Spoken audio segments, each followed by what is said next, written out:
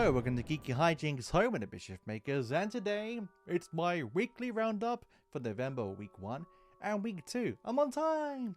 So, didn't watch too much in the ways of films, but I watched a crap load of documentaries. And films too. Like, don't click off this because you think I'm going to be talking about documentaries the entire time. I also watch films. And if you haven't done so already, remember to subscribe to my channel and my letterbox. Links to all of them below so you can check out the films I've watched, and then you can watch them more in detail on these videos once a week. So I'm just going to bang through all the TV shows and documentaries I watched. So I'm watching Guillermo del Toro's Cabinet of Curiosities at the moment. Haven't finished it because I'm enjoying it like a nice meal, taking one bite at a time, but I am loving it.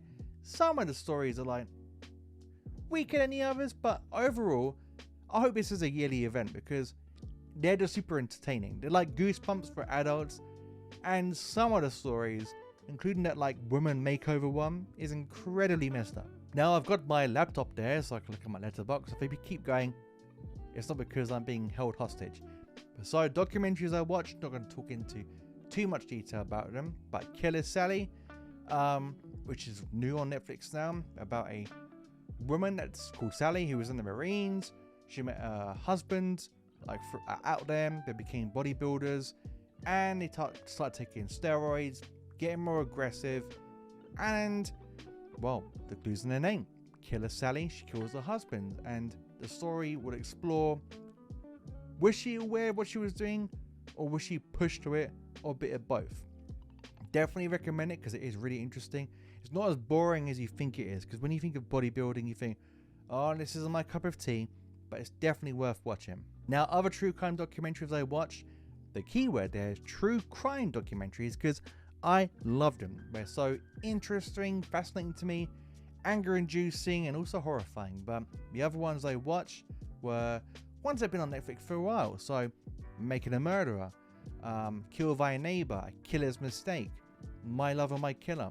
Really interesting, but really annoying because it's real, you know, which is obvious. But when you watch like some of these women and they went through all this stuff in the dark and their families weren't aware, and their families almost like pushed them to get back with these men and not knowing what was really going on behind closed doors, then they end up getting killed. Even though these guys get life, still unfair. But like I could go into more detail about them, but because I'm just so behind on all these documentaries, when I watch a newer one, like one that comes out now, I'll talk about it in more detail. But that's what I've been watching in regards to TV shows and documentaries. Some other ones I've got to mention really quickly was this one about found footage films on Shudder. I didn't know it was on there. And it was really interesting. It showed like the history of the found footage film, and there was a few on there that I'd never seen. So that's always cool when you watch a documentary. And the other one was about Pennywise, which was on Screenbox. Now, I found this from watching All Jacked Up on Full of Worms, which was like the only saving grace about watching that film, because I found this one. And it's a 2.5-hour documentary about the making of the original mini TV series It, with Tim Curry and the like.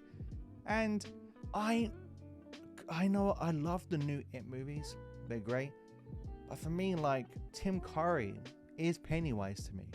And Bill Skarsgård is incredible character actor and amazing as Pennywise. But Tim Curry, he's just the best. And that's my opinion. I love the new It. First one's better than the second in my opinion. But yeah, so those are all the documentaries I promised this time that I've been watching. Now I'm on to the films. I only watch 1, 2, 3, 4, 5, 6 films. About 3 a week. Makes sense. So the first film I watched this week was Barbarian. This was in week 1 of November. A film I've heard everyone talk to me about it. Go and see it. Well, wait till it comes out. And I've got Peacock. Oh yeah, it was on Peacock, wasn't it? That's why I watched it. If you're asking how someone in the UK has Peacock, shush. So I watched Barbarian. Then watched one trailer. I went to see Halloween Smile. I went to see Smile at the cinema, and this came on, and I was like, mustn't look. I want to find out myself. And it's good. The first, for me, it's not perfect. The best part of the film was the first part of the film. It's what's going on. Bill Skarsgård, funny enough, in the beginning part of the film. If no one's seen this film, it's essentially about a woman who's staying at an Airbnb in a really rundown area in Detroit. She gets this home. Bill Skarsgård's character, forget his name, he's there, and there's a bit of a mix-up because they both booked the same day. And then, like, he says, look, just come in, chill out. And obviously there's that whole, like, Norman Bates vibe going on. Like, he's nice, but too nice. And she's obviously wary because she's not dumb. And there's something going on in this home, and as the movie goes on, there's a twist midway, and that's where the film loses me because I've seen this twist so many times. It's just not original. Yeah, I get it's an interesting concept. Justin Long's really fun. Like, he's always great, especially playing a douchebag in this and in Tusk. It's good to see that side of him. But this film just wasn't great. Like, I thought Smile was better. Like, Smile, Terrifier, they're not my favorite horrors of the year, if I'm honest with you, so far. But Barbarian, if you liked it, it's absolutely fine. Just didn't do anything new for me. It's stuff I've seen before. I'm not going to spoil anything of what the twist is. And there are some scenes in here they could have just dropped. Pointless scenes in there. And you could say, no, they should be there to explain this, but then, like, embellish them more, expand on them. Because for me, Barbarian, overhyped in my opinion. Maybe I went in with too much hype, that was my problem, but I still wouldn't have walked away like overly impressed had I just gone in with my expectations lower. But you know, oh well. I give Barbarian, I forget what I give Barbarian now. Let me just click on my letterbox of dreams. I didn't actually, I gave it 2.5 out of 5 Geeky Coins. Next film I watched, because I wanted to watch a film with Zaffy that I haven't seen for years, she's never seen, and that's What Lies Beneath with Harrison Ford and Michelle Pfeiffer. You know what, them two, like Harrison Ford, when you watch these films of him, what a charismatic dude, what a good actor, great actor. Like, he has so much gravitas whenever he's on the screen. And Michelle Pfeiffer's always been a favourite of mine since her Catgirl days, or Catwoman days in Batman Returns by Tim Burton. What Lies Beneath, if no one who's watching this hasn't seen this, you must see it before it becomes a film that's full of tropes. But it's not, because it became before the film that copied it all and made those tropes after, if that makes any sense. But What Lies Beneath is about a woman who suffered a car crash and a bit on edge, you know, and she's starting to hear things and sense things in her home after her neighbor goes missing. Her neighbors always arguing, and one day she looks at the window and sees the husband putting something in the boot of his car, and she can see it all from her window, and that wife's never seen. From the moment onwards, her home is a bit spooky, but something is going on. Or is everything as it seems? Well, I'm not going to ruin that, because if people are watching this who've never seen it, go watch it. It's a beautiful film. It's a great thriller, horror thriller if you want to call it that. 4 out of 5 Geeky Coins. Now, one thing you may not know about me is I love nature and I love the ocean. It's terrifying, but I love sharks. I just love anything that is primal, you know, and its evolution, its adaptation. And sharks, for me, they're just made for one thing: to kill, which sounds terrifying, but look what I'm wearing. Now, The Reef is a film I've never seen, I've heard about. I think I watched a film called, it was a shark film I watched on a show last year, which was terrible. And in the comments, someone said, watch Reef, you may like it. I put on Reef, and I was biting my nails the entire time. For me, it is the second best shark movie after Jaws.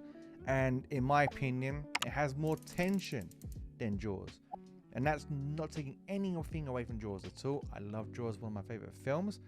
But when it comes to suspense and tension and realism, this film has it in spades. If you've never seen this, make sure you go and see it, because it is excellent. Like, it really stands up well from when it was made.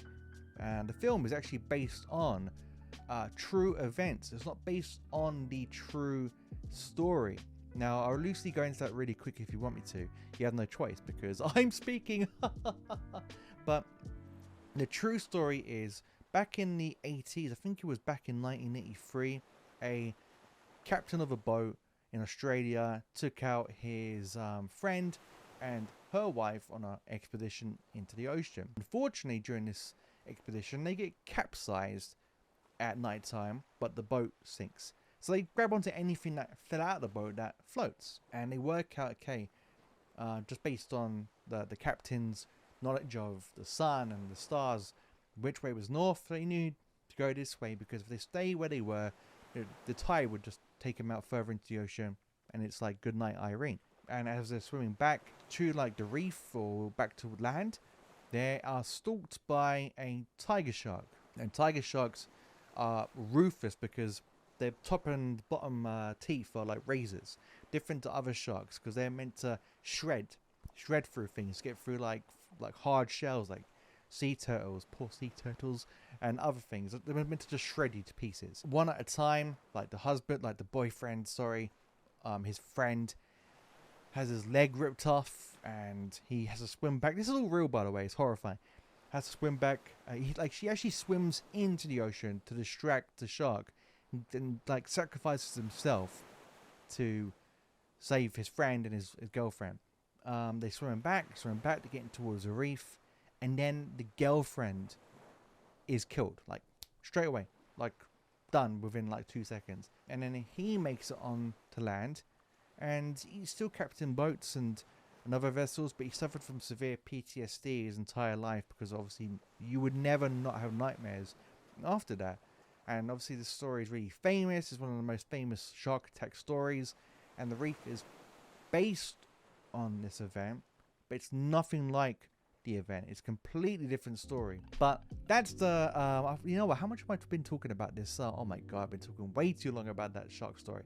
But I hope you enjoyed it. It was educational. But the reef is basically loosely based on this. You have 2 guys, 2 girls, and this other dude that works on the boat. They go into the ocean, same thing happens, they get capsized. Instead of a tiger shark, it's a great white shark. And the cinematography they use is incredible. It's the shark is real. There's no CGI, no nothing. And everything, you only see the shark when they see the shark, and that's it. You never see it like in the distance doing its own thing, and then you see like it cuts to the people in the ocean. Like there'll be a scene where the guy goes under the water, and it makes the ocean terrifying. Like edge of your seat stuff, I'm not exaggerating. And he'll be looking for his goggles, and you'll see like the tail go away in the distance. And it's terrifying, because you just realize one person in this ocean, like 360 degrees, it can come from anywhere. It can go down, it can come up and get them, it can circle around and come back like and get them from behind, which is what sharks do. They like to attack you from behind. So if you're ever in the ocean and you come face to face with a shark, make sure that you're always facing it, not letting it get behind you, because sayonara, my friend. But The Reef is a fantastic film. See it now, making sure it's on the film you watch this week, because you will not be disappointed. I gave The Reef, need to click on this now. Oh, thank you, adverts, you piece of crap. I gave The Reef 4.5 out of 5 Geeky Coins. And that free educational documentary story I told you is for free. Now, the next film I watched was Weird, the Al Yankovic story. The funniest film of the year by far. It stars Daniel Radcliffe. It stars Daniel Radcliffe as Weird Al Yankovic. He looks nothing like him in real life. Doesn't sound like him anything in real life. But that's the whole point. Because there comes a point in this movie where you think you're watching a biopic, and then you realize you're watching a parody of a biopic, which is genius. Because if you know who Al Yankovic is, he parodies well-known songs and makes them his own. So things like Beat It, he'll call it Eat It, or You're Fat, or No, You're Bad, he'll call it You're Fat. Royal, he'll call like Tin Foil, like a virgin, like a surgeon. He's a genius. Like, his songs are amazing. And this story contains elements of his life that are true. So the things that you may think are unbelievable, if you read about it, after the film, they're actually real, and you think, oh, it actually was real. That was one of the crazy parts of the film. And then you watch other parts which are blatantly not real. Daniel Radcliffe is a secret comedic genius. Not so secret when you watch him in interviews with Graham Norton and such, because he's really funny. He's got a very likable, likability factor about him, but he's very funny guy when you see him in these interviews. And in this film, everyone is self-aware. Everyone knows what kind of film they're making, and it kind of takes the mick out of films like Bohemian Rhapsody and Rocket Man and Elvis Presley, that kind of thing, because instead of wearing prosthetics, he just puts on a wig and glasses and a moustache, and he's like, that's me, look at me now, I am transformed, now give him my Oscar. And another funny little fact in this is one of the businessmen in this film, in the music industry, is Al Yankovic. But I was bursting out laughing throughout this entire film. I'm not going to tell you what made me laugh. Just go and watch it. I gave this film 4.5 out of 5 Geeky Coins because, like I said, funniest film of the year. Now the next video I watched was a bellissimo. It was a movie that all my dudes at the Cinema Squad have been telling me to watch in our Instagram chats and on the live streams, and that is Everything Everywhere All at Once. Now, I don't want to go into too much into this film, apart from saying it's one of the best films I've seen this year. No, it is the best film I've seen this year. It's one of the best films I've seen in a very long time. And the fact it's made by the same people that created one of my favorite films of all time, Swiss Army Man, a film I know a lot of people probably don't even like, but when you actually watch films like Everything Everywhere or Swiss Army Man, they're telling you something about the human condition, about ourselves, about life, in the most creative way imaginable. Man, Swiss Army Man done it in a way that some might just find stupid, but deep down there's an amazing story there that really I find amazing. Everything Everywhere All at Once, I'm just gonna call it Everything Everywhere to make it easier. It's just amazing. The visuals are some of the best I've seen in the film. The editing is the best I've ever seen in a film, bar none. The creativity is just off the charts. It kind of reminded me of Scott Pilgrim, but if for example, if Hereditary is Everything Everywhere All at Once, Scott Pilgrim is The Conjuring. They're doing the same thing creatively, but just in different ways, but obviously it's one of them is on a higher level. It's just nuts to me. The acting, the characters, super engaging. I couldn't believe that the dad in this film played Short Round from Indiana Jones and the not Last Crusade, Temple of Doom, and my guy from the Goonies. I love them. It's just amazing. The action, the choreography. Why is it that Jamie Lee Curtis is scarier than damn Corey in Halloween Ends in this movie? She's intimidating as anything. I just love this film, and I can't wait to watch it with other people just to see their reactions. I think some people may not like this film because it's got so many depths, so many layers, and some people just want to see the surface layer of a film. They don't want to think or dig deeper. But if you're one of those people that love to watch a film and look into what this can mean and that can mean, and all the different metaphors this film throws at you, but in such a creative way, you're gonna love this film. So if you've not seen this, just stop it after this, The Reef, and this, good times, Al Yankovic, top it up with a little funny cherry, and have a great weekend. Everything Everywhere All at Once, it's 5 out of 5 Geeky Coins. And then I ruined my weekend by watching All Jacked Up and Full of Worms. I will not speak about this film. I've got a review coming up. I think the review's already out, so there's going to be a link up here somewhere. I don't know where it appears. Definitely below. It's about a 2-minute review where I talk about this film. The stupidest, dumbest film I've seen. It makes Shudder films when I watched this film, I felt like Fried Barry was like watching Forrest Gump.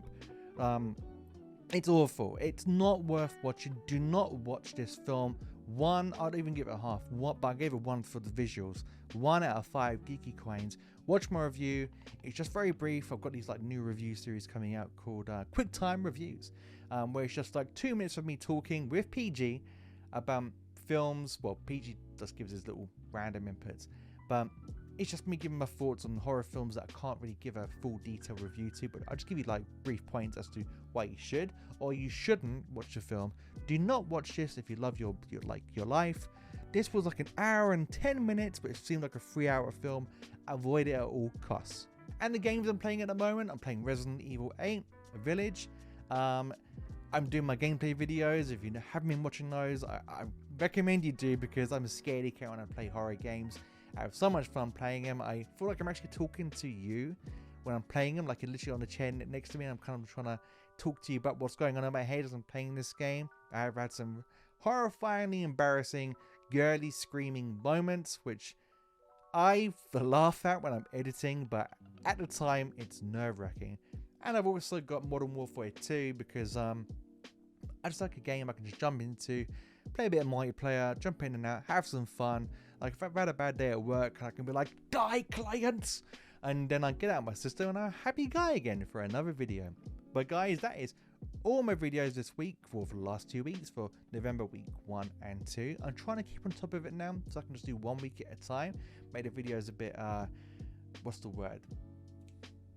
Shorter. Wow, such an easy word, and I really struggle to think of it.